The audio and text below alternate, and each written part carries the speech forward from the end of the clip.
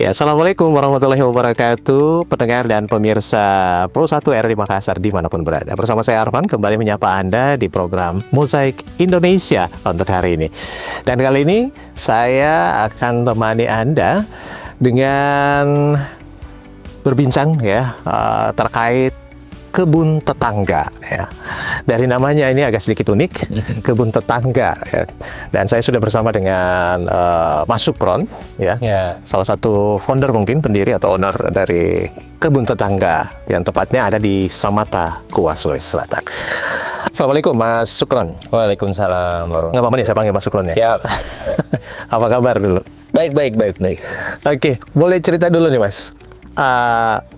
Kebun tetangga. Ini kebun tetangga berdirinya kapan sih? Kebun tetangga ini berdiri tahun 2020.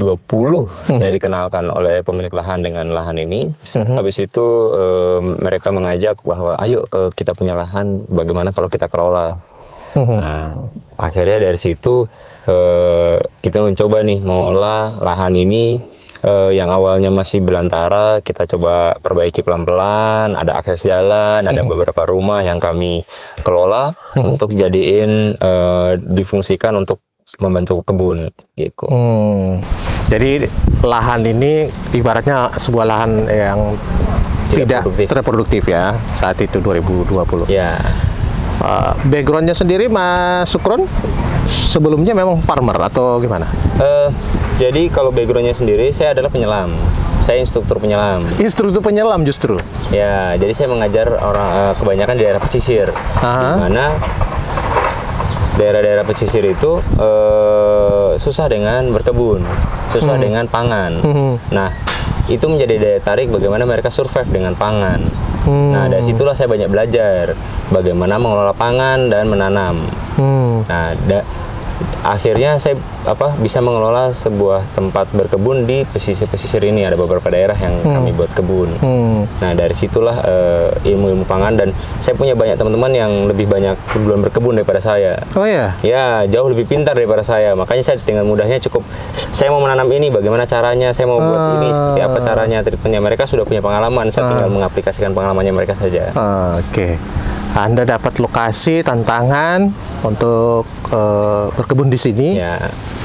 Jadinya nerima, ngambil itu dari 2020 ya? Iya. Konsepnya kebun tetangga ini aneka tanaman atau buah atau gimana nih? Kebun tetangga sendiri adalah kami tumbuh karena orang. Saya sama anak dan istri aja tinggal di sini.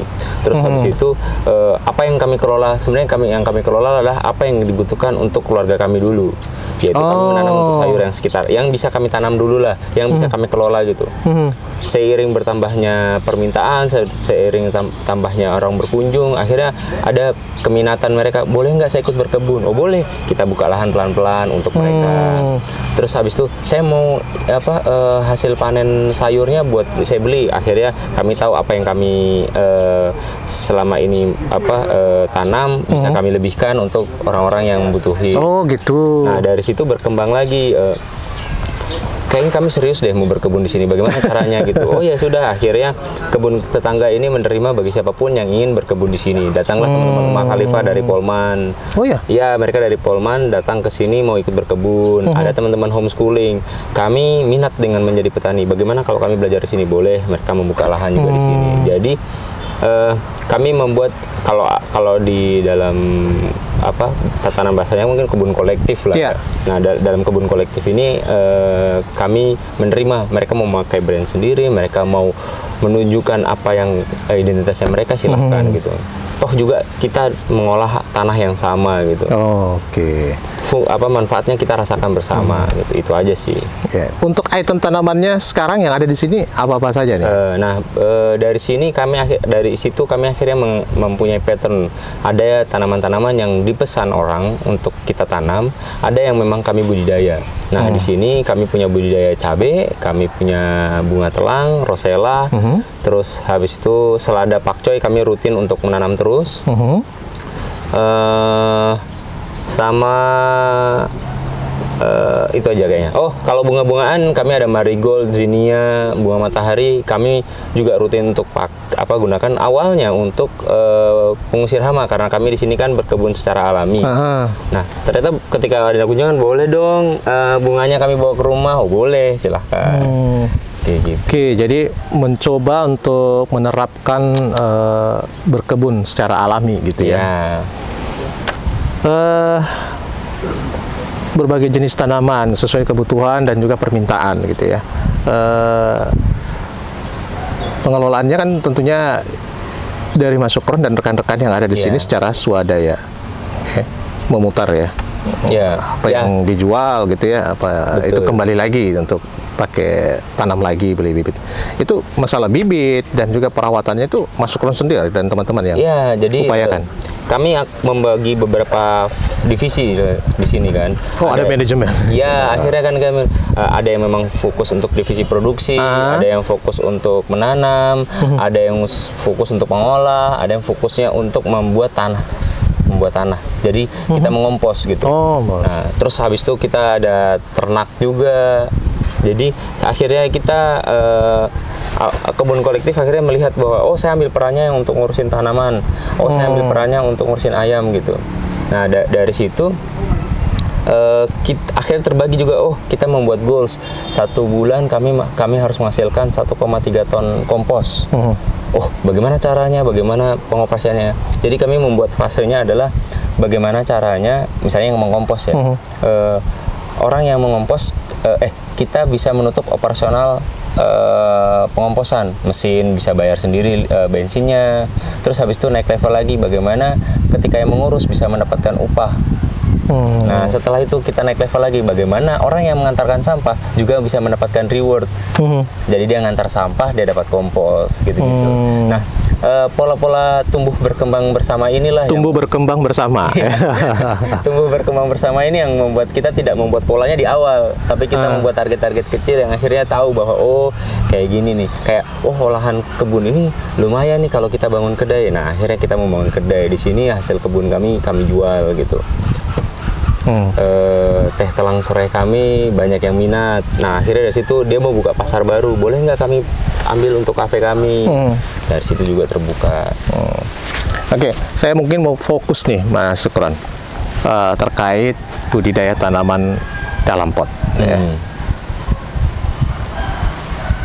Tanaman-tanaman yang budidaya tanaman pot itu sendiri kalau dari pengertiannya gitu ya, segala sesuatu yang mungkin wadah pot itu namanya tanaman pot itu ya. Seperti itu benar.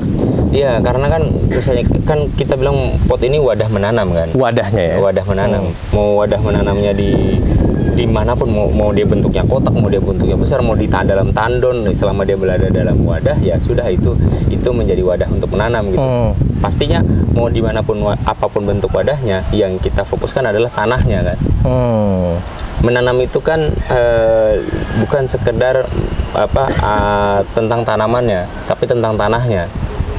Jadi kalau misalnya apapun wadahnya, kalau misalnya tanahnya nggak subur ya sama aja kayak gitu. Nah bagaimana caranya kita menanam dari berbagai wadah apapun, mau di tanah mau di wadah, yang kita harus fokuskan adalah bagaimana mendapatkan tanah yang subur atau menjaga tanah yang subur. Nah itu yang pertama ya. Kemudian yang paling cocok. Nah yang paling cocok untuk wadah pot. Tergantung mungkin kita warga kota taunya cuman bunga-bungaan aja. Mungkin begini, kalau kita bilang apa jenis tanaman yang cocok dalam pot, pasti akan kembali lagi seberapa besar atau seberapa luas potnya. Besar. Kalau misalnya kami punya tuh yang dalam pot, dalam planter bag itu pohon jeruk. Pohon jeruk. Bisa juga. Jadi apapun itu lah ya, pokoknya menggunakan pot itu bisa ya. Semakin besar wadahnya, tentunya semakin besar tanamannya. Jenis tanamannya. Mau misalnya bahkan dalam gelas aqua aja atau gelas plastik aja, kita mau nanam sayur aja bisa. Satu bayam atau satu pakcoy atau satu selada dalam satu wadah bisa aja. Nah, berarti memang untuk pertimbangannya ya saat memilih jenis pot, melihat jenis tanamannya gitu ya? Ya, betul. Dia gitu melihat dari jenis tanamannya. Kalau misalnya gede, apa sih potnya besar. Betul. Beda dengan bonsai dan sebagainya. Nah, kalau untuk yang budidaya tanaman dalam pot itu sebenarnya sebaiknya memilih yang mungkin seperti apa nih Mas Sukron, yang tahan terhadap cuaca kah? Kan ada biasanya boleh juga tuh cabai, tapi kan kalau panas begini kan nggak cocok juga dia tuh. Yang paling cocok lah dengan budidaya tanaman di pot. Awal-awalnya tuh orang bisa mengeneralisir semua jenis tanaman. Misalnya tanaman yang cocok dalam rumah, mau jahe, daun bawang, apapun akhirnya banyak beragam kan. Misalnya jenis-jenisnya beragam. Tapi ketika kita gali lagi itu kita bisa lihat bahwa saya mau menanamnya di rumah di samping rumah yang kena matahari langsung. Saya nggak punya lahan yang terkena matahari langsung. Akhirnya kan tipe-tipe tanamannya ada banyak gitu. Jadi misalnya nih saya sukanya di rumah adalah ngeteh. Saya mau perbanyak daun mint aja. Oh bisa. Tinggal perbanyak daun mint, taruh di polybag. Nanti kalau mau panen tinggal. Jadi sebenarnya tuh tanaman dalam pot itu kan berarti mendekatkan tanahnya itu ke dekat kita kan, dekat orang yang tinggal kan. Kalau kita berkebun di tanah otomatis ada jarak gitu. Nah kalau ini saya mau yang dekat-dekat aja. Oh berarti saya mau tanam daun sop aja karena saya sering buat sayuran. Gak mungkin saya tanam pohon mangga di rumah gitu, taruh dalam wadah, ya agak susah juga gitu kan. Jadi akhirnya dia memikirkan kembali tuh tanaman-tanaman apa yang sering saya gunakan di dapur yang untuk saya gunakan. Kalau tanaman hias kan tanaman apa yang saya seneng lihat. Seneng gitu. Ya, anggrek. Ya gitu ya. Akhirnya kan belajar untuk merawatnya kan. Tapi kalau di dapur ini saya suka pakai daun bawang nih, daripada saya beli mending saya tanam aja, tanam dalam pot, nanti kalau tumbuh potong. Kalau jenis pupuk sendiri untuk penggunaan terhadap tanaman-tanaman yang dalam pot ini agak berbeda nggak dengan yang di lahan kebun tanah seperti ini? Seperti yang tadi dijelaskan, kalau kita kan memang mau menyuburkan tanahnya kan. Nah, otomatis sebenarnya tanaman dalam pot itu justru akan lebih subur ketimbang yang di cakupannya luas karena dia dekat dengan dapur. Berarti kan ada air cucian beras, siram ke tanaman lebih mudah.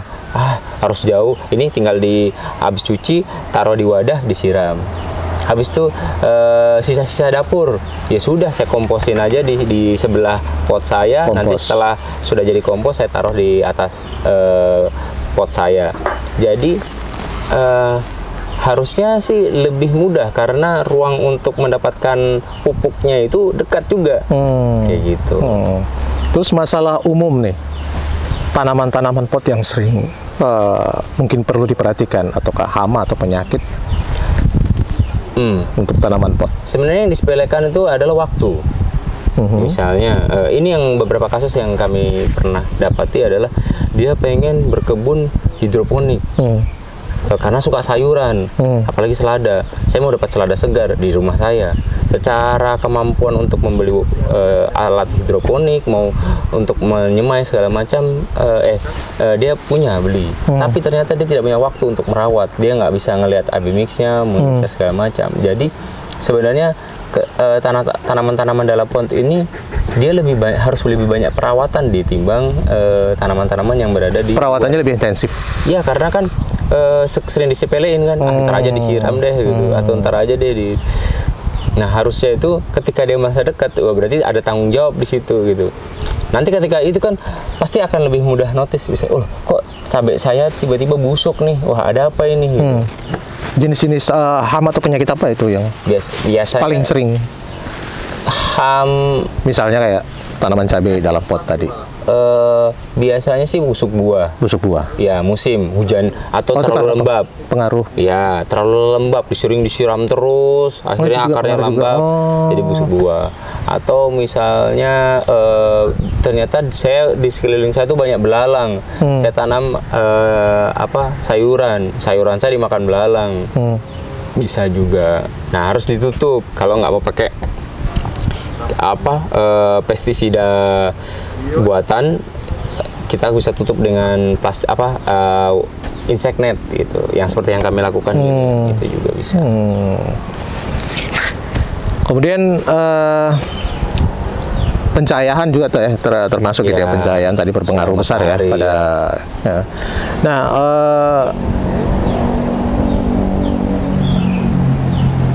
ya bagaimana ini memperbanyak tanaman ya dalam pot secara mandiri, itu simple atau gimana, Mas?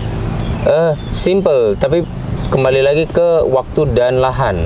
Maksudnya kan tanaman dalam pot berarti kan berada di lahan terbatas. Makanya dia taruh di pot-pot, atau maksudnya memang tidak ada tanah, makanya dia kasih wadah gitu kan.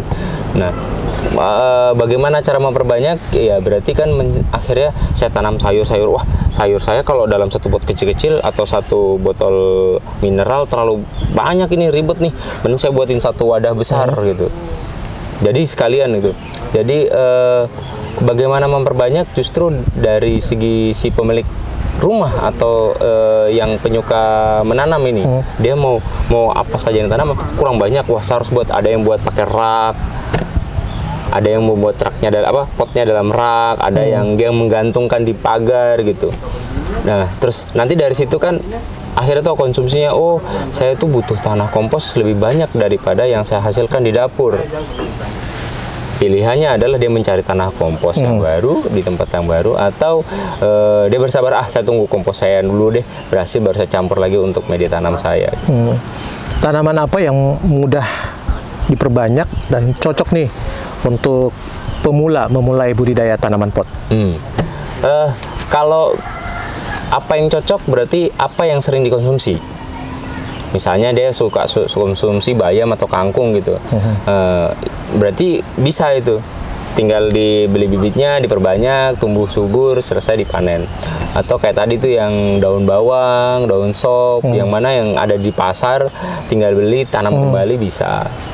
Terus bayam Brazil yang mana kita tumbuh, dia tumbuh, sekali tumbuh sudah terus menerus bertumbuh, yang penting dirawat, tidak perlu lagi menanam kembali gitu.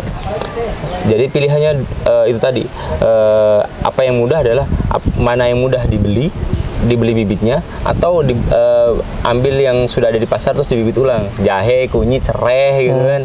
Wah, saya mau perbanyak serai aja di rumah nih, manfaatnya lebih banyak, ya udah tanam serai yang banyak gitu. Mudah beli di pasar. Jadi pemula boleh coba yang mudah-mudah dulu ya.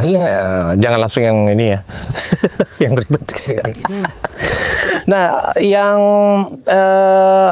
favorit ya istilahnya mungkin punya value lah untuk kita mulai membudidaya tanaman pot. Apakah yang jenis sayuran atau tanaman hias nih, Mas? Nah, bisa jadi keduanya. Karena sekarang ini orang sudah tahu jenis-jenis alternatif pangan. Mana bunga-bunga yang cantik tapi bisa dimakan. Di milleflower kan. Oh, bisa? Ya, ada jenis-jenis yang bunga yang semakin digali, wah ternyata ada bunganya bagus, tapi juga bisa dikonsumsi. Ada juga yang dia bagus untuk ditanam, selain untuk bisa dipakai di dapur, juga bisa dipakai untuk lingkungan. Misalnya kayak serai. Serai kan bisa mengusir nyamuk. Kalau ditanam banyakin serai, bisa mengusir tikus juga gitu kan, karena baunya menyengat. Terus kalau misalnya saya butuh di dapur, tinggal saya ambil juga. Jadi sekarang orang sudah mulai aware, saya menanamnya itu bukan untuk satu fungsi aja, tanam saya makan gitu, tapi tanam enak dipandang tapi juga bisa dimakan gitu. Tanam enak dipandang bisa dimakan, apalagi bisa dijual ya. Oke, baik, itu dia beberapa informasi yang bisa kita gali secara singkat dengan Mas Sukron dari kebun tetangga ya. Terima kasih Mas Sukron.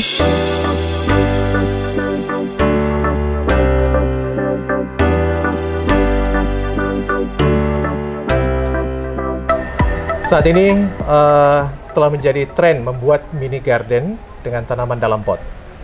Nah, selain menjadi solusi dari sempitnya lahan yang ada saat ini, ada juga banyak manfaat yang bisa dirasakan ya dari berkebun, khususnya berkebun mini di lahan pekarangan kita yang sempit. Salah satunya adalah tren atau mungkin lagi booming ini tanaman herbal ya, memanfaatkan tanaman ini di dalam pot atau wadah pot. Nah, tidak hanya dapat dikonsumsi oleh kita dan keluarga, tapi juga sangat bermanfaat bagi kesehatan dan juga bisa menjadi salah satu prospek ya, bisnis. Nah, saat ini saya akan ngobrol soal tanaman herbal dan manfaatnya serta memanfaatkannya dalam tanaman pot ini bersama Kepala Dinas TPH Bun Sulawesi Selatan, Bapak Haji Imran Jauzi sudah bersama saya. Assalamualaikum, selamat siang Pak. Waalaikumsalam warahmatullahi wabarakatuh. Sehat Pak ya? Alhamdulillah. Baik, menarik Pak, kita santai siang hari ini sembari menikmati view-nya.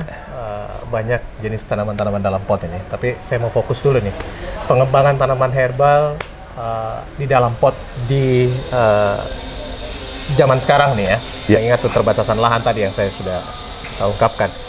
Nah, kalau melihat juga potensi tanaman herbal khususnya di Kota Makassar ya, karena keterbatasan lahan tadi dengan memanfaatkan media pot memungkinkan nggak nih Pak? Iya, saya kira sangat dimungkinkan ya. Kenapa? Karena memang ya konsep urban farming itu sendiri memang kan menjadi tren sekarang ini, tidak hanya herbal sebenarnya, termasuk sayur mayur ya. Kalau kita melihat sekarang ini kan banyak pola-pola pertanaman menggunakan hidroponik, menggunakan vertical garden ya, termasuk tentunya dengan yang dalam pot. Nah, herbal saya kira sama dengan tanaman-tanaman hortikultura yang lain.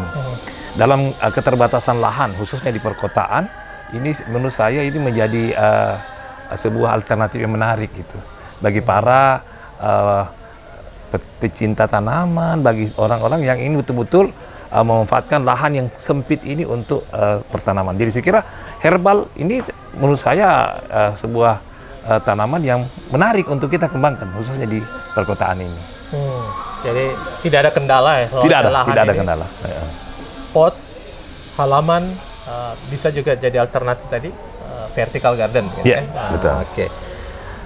Kalau jenis tanamannya sendiri yang cocok untuk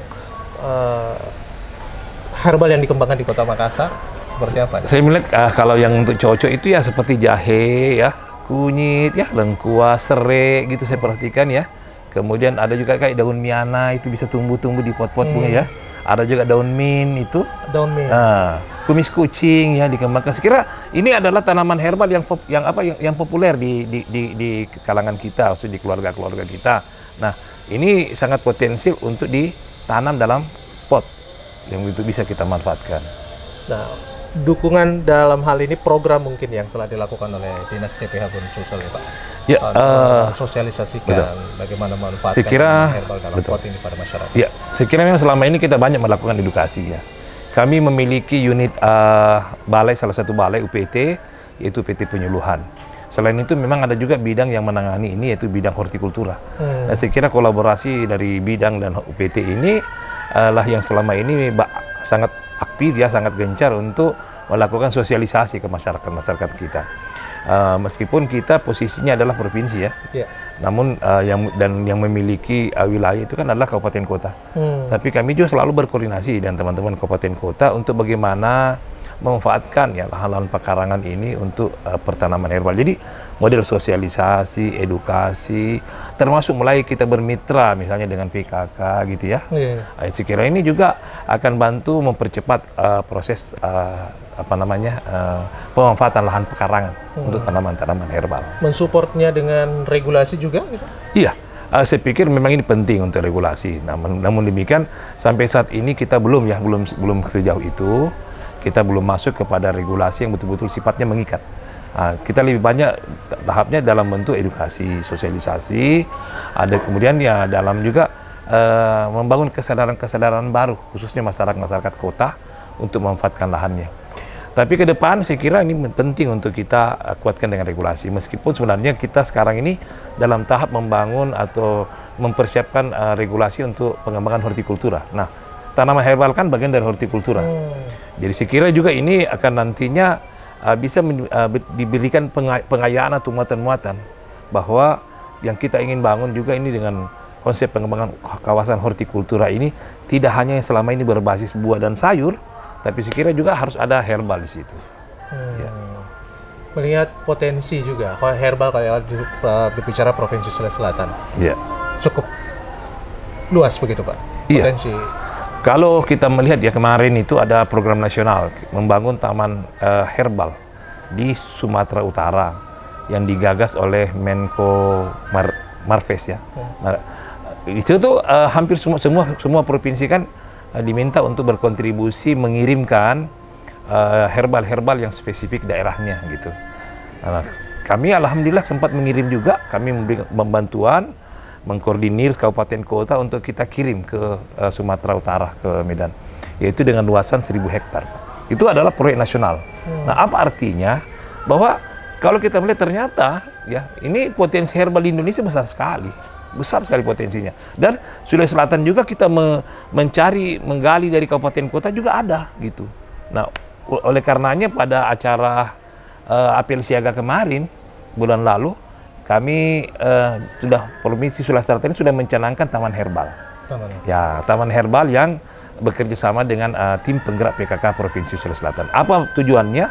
Kita ingin memperkaya, mengidentifikasi, memetakan dengan baik, termasuk menyiapkan lahan-lahan bagi teman-teman di kabupaten kota untuk menanam herbalnya di situ, supaya kelihatan ada ya herbal-herbal yang spesifik daerah itu kita kembangkan di situ.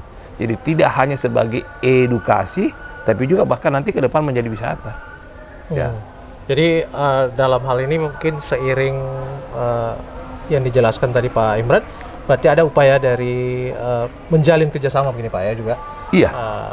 Dengan dinas atau mungkin lembaga penelitian, perguruan tinggi, kami kerjasama pengembangan tanaman ini sendiri, termasuk mungkin program bagaimana mengedukasi masyarakat ke memanfaatkan tanaman herbal ini bisa di dalam pot di rumah-rumah dan sebagainya gitu. Iya, saya kira dengan keberadaan taman herbal ya yang kita gagas bekerja sama dengan tim bergerak PKK, ini tadi bagian dari edukasi, bagian wisata, sekaligus barangkali untuk sebagai percontohan bahwa ternyata herbal-herbal kita ini bisa kita juga budidayakan di taman-taman pekarangan. Nah, kita sudah membangun beberapa kerjasama gitu ya, termasuk dengan perguruan tinggi tentunya. Saya kira perguruan tinggi menjadi penting untuk ya memberikan adopsi pengetahuan baru di bidang herbal. Kita juga bekerja sama dengan Balai Kesehatan Masyarakat Tradisional.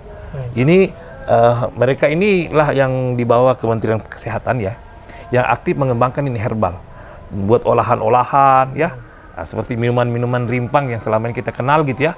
Ada teh-teh yang dari bunga telang, dari losela gitu kan, itu semua mereka kembangkan.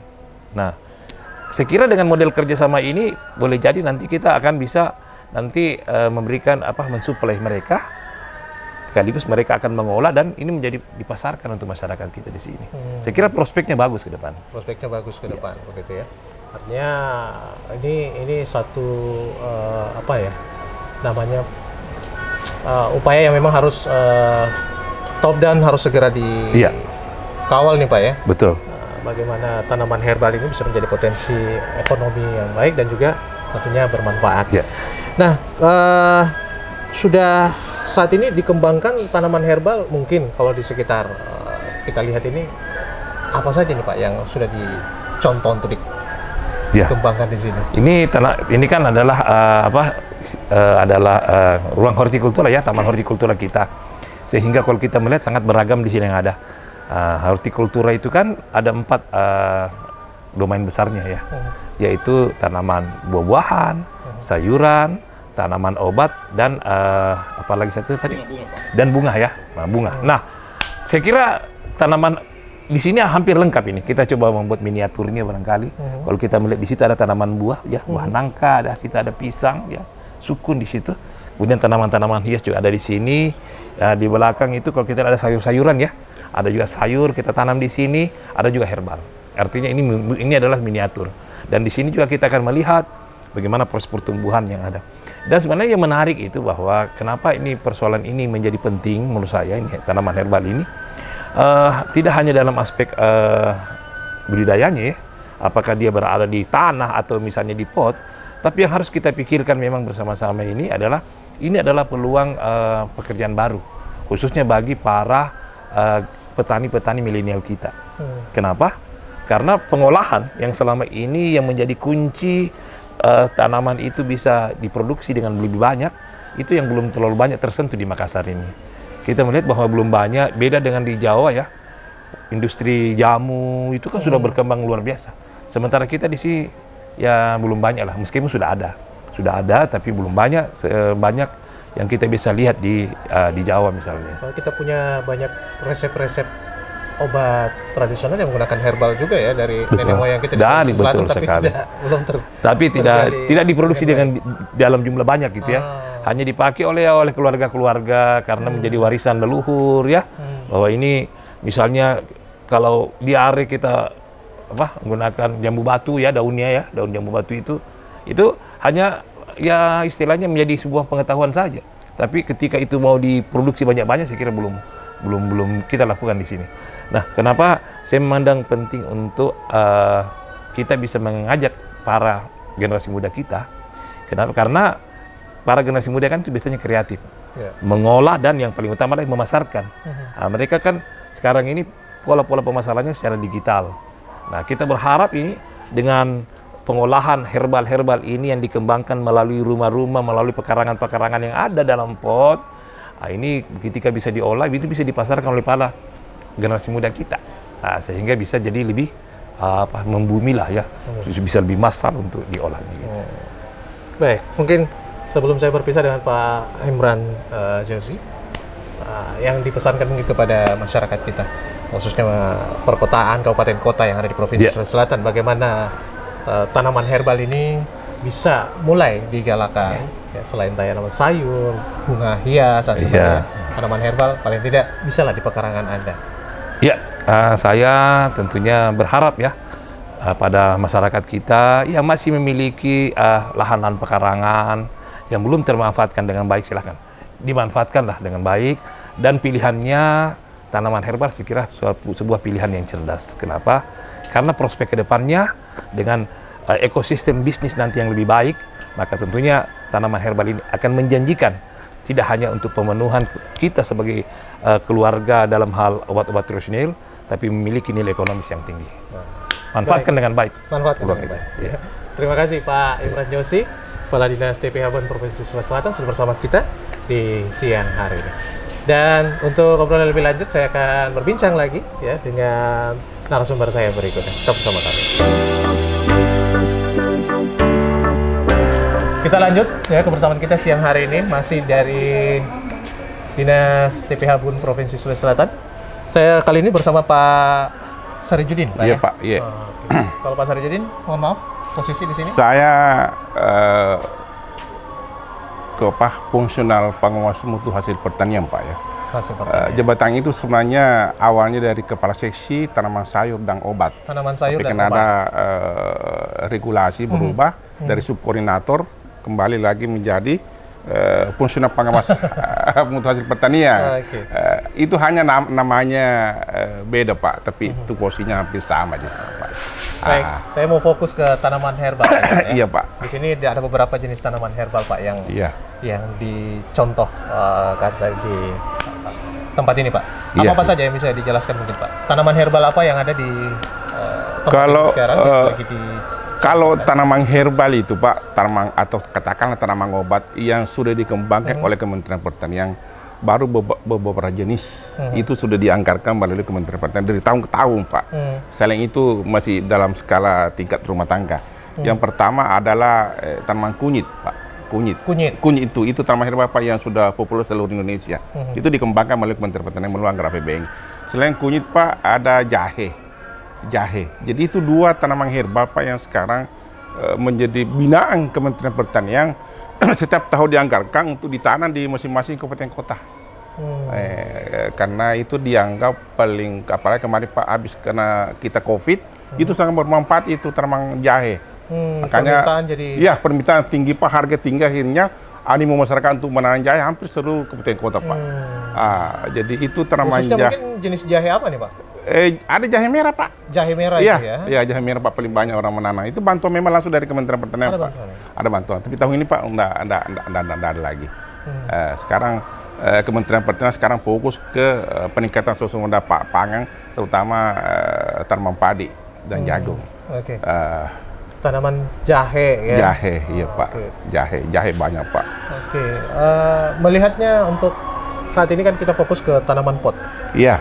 Itu bisa dikembangkan, Pak? Sebenarnya bisa dikembangkan Pak. Hanya mayoritas itu masyarakat Pak. Sebenarnya kalau ada pengembangan khusus tiba-tiba itu butuh bantuan langsung ke masyarakat Pak. Sementara kita kan belum punya. Harus ada stimulus ini. Iya, stimulus Pak itu. Tapi hampir semua masyarakat Pak menanam tanaman herbal di pekarangan rumahnya Pak. Hampir semua, Cuma memang skalanya kecil, belum terlalu banyak Pak. Karena itu belum dikomersilkan, hanya untuk kebutuhan rumah tangga saja. Tidak sama kalau kemarin jahe itu Pak, jahe kunyit memang skala besar Pak, ditanam di lahan-lahan persawahan, di lahan-lahan perkebunan Pak. Karena itu memang itu ada dipasarkan. Tapi yang selama ini kalau tanaman herbal lain Pak itu banyak ditanam di pekarangan rumah Pak, itu hanya untuk kebutuhan rumah tangga saja. Rumah tangga, ya? Cara penanamannya pun cukup simpel begitu Pak ya? Simpel sekali Pak, ditanam langsung hidup, penting disiram. Menggunakan Iya. Menggunakan media tanam. Rata-rata hanya menggunakan pot-pot kecil begini Pak, ditanam. Iya. Karena ada juga yang harus ditanam Pak, karena kalau sudah besar dia punya akar itu dia akan nggak bagus pertumbuhannya. Dia hanya langsung ditanam di tanah.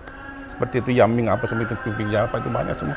Banyak Pak, di ini banyak semua tadi yang kita lihat itu di belakang itu banyak teman-teman. Itu contoh-contoh yang selalu menjadi edukasi jika ada teman-teman datang Pak dari sini, ada teman kanak-kanak, ada SD, SMP, SMA datang untuk belajar tentang bercocok tanam, bagaimana mengembangkan tanaman herbal supaya bisa tumbuh dengan baik Pak itu. Tapi memang ada perbedaan yang signifikan tidak Pak kalau dengan media tanam pot, misalnya tanaman herbal ini di media tanam pot dengan yang di kebun atau kalau tanaman herbal saya kira Pak tidak ada perbedaan Pak, ya, karena tidak perlu punya perlakuan khusus Pak ya. Hanya yang paling utama kalau misalnya jahe memang itu perlu perlakuan khusus dengan kondisi tanah yang subur. Tapi kalau tanaman-tanaman lain Pak, saya tidak ada Pak, tidak ada yang perlakuan khusus Pak. Hampir sama-sama Pak kalau tanaman herbal. Yang penting ada tanah, ada air Pak, bagus. Temperaturnya saya pikir itu semua tumbuh Pak dengan baik kalau tanaman herbal. Nggak susah Pak ditanam. Nggak susah pemeliharaannya kalau tanaman herbal. Oke. Bila mana ada masyarakat mungkin di Kabupaten Kota Makassar ataupun di kabupaten gitu Pak ya, yang pengen tahu bagaimana tanaman herbal ini untuk kedepannya bisa dikembangkan, diakomodir nggak nih Pak? Iya Pak, iya. Hampir rata-rata tiap minggu Pak datang masyarakat di sini. Datang bisa langsung di sini Pak, di lokasi greenhouse kita Pak. Ini tempat uji coba pertanaman kita di sini. Datang bertanya tentang tanaman sayuran, tanaman herbal dan lain sebagainya. Terutama ini Pak, tanaman ini bunga apa semua itu hampir tiap minggu Pak ada datang di sini Pak bertanya. Dari dinas sendiri ada anggaran untuk memberikan mereka juga misalnya bibit atau apa gitu? Ya kadang Pak kalau memang tidak terlalu jumlah besar kami kasih juga bibit Pak. Kalau besar Pak. Gitu ya. Karena itu kalau jumlah besar itu Pak harus ada pengadaannya. Nah sampai sekarang Pak belum ada pengadaan gitu. Jadi hanya ya saudara-saudara saja Pak kami ambil dari kabupaten, kemudian kami tanam di sini Pak. Ya itu kalau ada masyarakat warga yang membutuhkan, ya kami kasih sedikit Pak untuk dikembangkan. Karena itu kan tanaman herbal Pak perlu dikembangkan memang. Tidak sama tanaman-tanaman lain bahwa satu bibit ya itu sampai panen. Kalau tanaman herbal kan Pak dia bisa berkembang biak sendiri, yang penting ada ditanam Pak. Dia bisa berkembang akarnya dengan jumlah banyak. Tidak sama kayak pisang Pak, satu pohon itu sampai panen sudah selesai. Kalau tanaman herbal tidak, dia bisa berkembang dengan akarnya. Itu bagusnya tanaman herbal Pak, kembangkan. Cuma memang yang tadi saya bilang, yang baru tanaman jahe dan kunyit dikembangkan dengan skala besar Pak. Karena kemarin permintaan pasar tinggi, kemudian bantuan pusat ada. Tapi tanaman-tanaman herbal yang lain Pak, ya masih dalam kondisi kebutuhan industri rumah tangga saja. Belum ada dikembangkan secara skala besar Pak. Oke. Karena kan kita kalau melihat program pemerintah yang kemarin-kemarin kan, atau yang sebelum-sebelumnya kan, kita kenal di lahan di lahan sekitar rumah tinggal kita ada dulu namanya apotek hidup, gitu Pak ya? Iya, iya, ada. Cuma karena keterbatasan lahan, diperkirakan bagaimana kita berupaya media tanam itu di lingkungan rumah kita sendiri, dalam pot, vertical garden, program-program pemerintah kota juga ada namanya. Banyak Pak, apalagi di lorong-lorong Pak di Kota Makassar banyak apotek hidup. Nah itu pentingnya. Mungkin ada pesan Pak kepada masyarakat Kota Makassar ataupun provinsi, jadi menggerakkan untuk ikut tanam tanaman herbal Pak. Kami sarankan warga masyarakat mari menanam tanaman obat di sekitar rumah kita. Karena itu manfaatnya sangat besar untuk kita. Apalagi kalau misalnya ada orang keluarga sakit, itu bisa dipakai manfaatkan Pak sebesar-besarnya.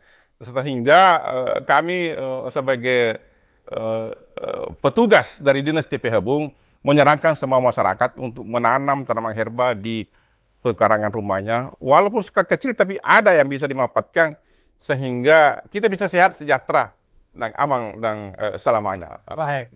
Terima kasih Pak Salim. Pak. Sudah bersama kami. Pak. Sehat selalu. Dan mudah-mudahan masyarakat bisa dapat pesannya Pak. Pak. Bagaimana tanaman herbal ini bisa kita sosialisasikan bersama. Pak. Insya Allah Pak. Salah satu tanaman yang penuh manfaat keluarga dan juga dari potensi ekonomi. Pak. Terima kasih Pak. Pak. Saya kembali bersama rekan-rekan di studio. Saya Arfan pamit. Assalamualaikum warahmatullahi wabarakatuh.